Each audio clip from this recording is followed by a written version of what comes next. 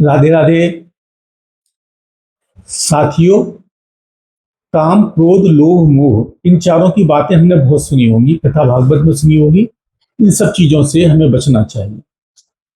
हम सभी लोग इसका अर्थ समझते हैं, थोड़ा सा प्रकाश और डालते हैं। काम का मतलब है कामना, इच्छा, किसी भी चीज को पाने की इच्छा। कुछ लोग काम वासना को कामना कहते हैं, ऐसा नहीं है। कामना के अंदर ही काम वासना भी एक इच्छा है, अनेकों इच्छाओं में से एक।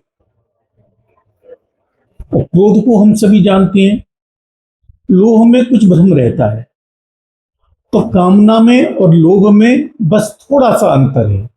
जब हम किसी चीज को जो हमारे पास नहीं है उसे हम पाना चाहते हैं तो वो कामना कहलाती है।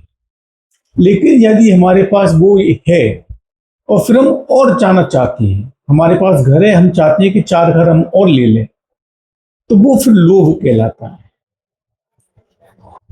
तो कामना के संग ये दिक्कत है। कामना जड़ है लोभ और मोह और लोभ और क्रोध की। अगर हम किसी चीज की इच्छा करते हैं, वो हमारी इच्छा पूर्ति नहीं होती तो हम क्रोध आता है। और किसी चीज की इच्छा हमने की और वो पूर्ति हो गई तो हमको और पाने की इच्छा हो जाती है, यानी लोभ आ जाता है। इसीलिए ये कामना ऐसी चीज है, ऐसी पगडंडी है, जिससे गिरना अवश्यम भावी है। इधर गिरे तो दलदल में गिरे, इधर गिरे तो पहाड़ से गिरे।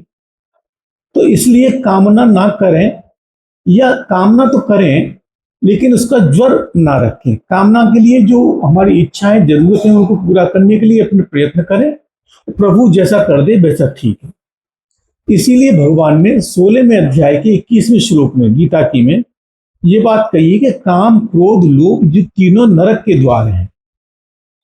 अगर आप इनके चक्कर में पड़ गए तो फिर आपकी अधोगति होना निश्चित है।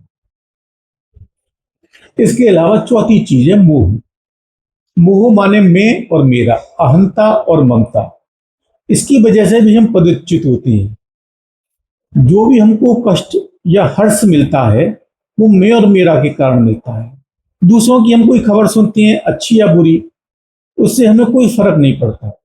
लेकिन वही खबर जब हमारे ऊपर होती है, कोई लाभानी हो जाता है या कुछ होता है, तो हम हर्षित भी होते हैं और दुखी भी होते हैं।